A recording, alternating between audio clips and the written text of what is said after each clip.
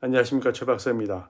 청년 정치의 필요성은 오랫동안 이야기되어 왔습니다. 기성 정치의 낡은 문화를 바꾸고 새로운 가치와 상식을 보여줄 세대가 필요하다는 기대 때문입니다. 최근 일부 청년 정치인들의 모습은 국민들이 기대했던 그런 정치와는 전혀 다른 현실을 보여주고 있습니다. 정의한 전 부산시장 후보 사건은 그 상징적인 사례입니다. 정 전 후보는 지방선거 과정에서 음료 테러 피해를 주장하며 정치폭력의 피해자로 주목받았습니다. 하지만 경찰 수사 결과 사건은 자작극 의혹으로 번졌고 결국 법원은 증거인멸과 도주 우려를 이유로 구속영장을 발부했습니다. 만약 정치적 동정과 지지를 얻기 위해 민주주의 사회가 가장 경계해야 할 정치 폭력을 연출의 도구로 이용했다면 이는 단순한 일탈을 넘어 유권자의 신뢰를 이용한 정치적 기만 행위라고 볼 수밖에 없습니다. 최영중 전 청주시 의원 사건 역시 국민들에게 큰 충격을 주었습니다. 최 전 의원은 미성년자 성매매와 성착취물 제작 혐의 등으로 경찰의 압수수색을 받았고 결국 소속 정당에서 제명된 뒤 의원직을 사퇴했습니다. 더 큰 문제는 이러한 중대한 사안이 지방선거 공천과 당선 과정에서 제대로 걸러지지 못했다는 점이죠. 두 사건은 내용은 다르지만 공통점이 있습니다.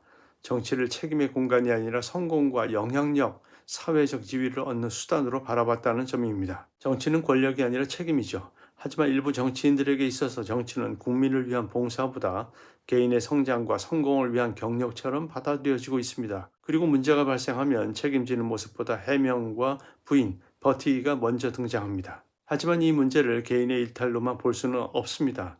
정당 역시 이 문제에서 결코 자유롭지 않습니다. 정당의 공천은 단순한 출마 허가가 아닙니다. 국민에게 이 사람은 공직을 맡길 수 있는 인물이라는 정치적 보증과도 같습니다. 그런데 선거 경쟁력과 화제성, 젊은 이미지에만 집중한 채 후보 경쟁이 부실하게 이루어진다면 결국 그 피해는 시민들에게 돌아가게 됩니다. 정당이 검증 실패하면 개인의 일탈은 정치 시스템의 실패가 됩니다. 청년 정치 역시 스스로 돌아봐야 합니다.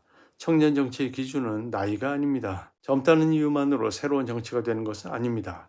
오히려 정치 경험이 부족한 만큼 더 높은 윤리의식과 더 엄격한 자기관리가 요구되는 거죠. 국민들이 원하는 것은 젊은 정치인이 아니라 책임 있는 정치인 아니겠습니까? 결국 이번 사건들이 던지는 질문은 두 가지라고 할 수 있습니다. 정당은 과연 국민 앞에서 책임질 수 있는 후보를 제대로 검증하고 있는가? 그리고 청년 정치인은 과연 기성 정치와 다른 기준과 가치를 보여주고 있는가? 정당 공천 시스템이 달라지지 않는다면 비슷한 사건은 반복될 것입니다. 그리고 청년 정치가 스스로 더 높은 기준과 책임을 보여주지 못한다면 국민의 기대 역시 사라질 것입니다.